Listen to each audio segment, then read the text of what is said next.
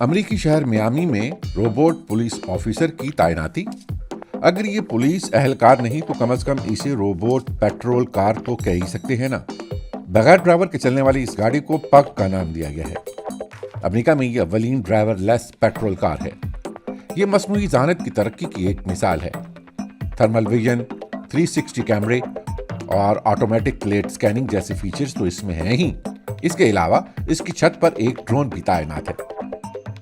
اس کار کو policing lab اور پیرون robotics نے اشتراک سے بنایا ہے. مصنوعی ذہانت کی بدولت یہ کار جمع کردہ تمام ڈیٹا ریئل ٹائم میں ہیڈ کوارٹرز منتقل کرتی ہے. لیکن اس سے یہ توقع نہ رکھیں کہ یہ کسی تیز رفتار کار کا تعاقب کر سکتی ہے. فی الحال یہ صرف معمول کی نگرانی ہی کر سکتی ہے. کیا آپ مصنوعی ذہانت سے چلنے والی بغیر ڈرائیور والی ایسی پولیس کار پر بھروسہ کریں گے؟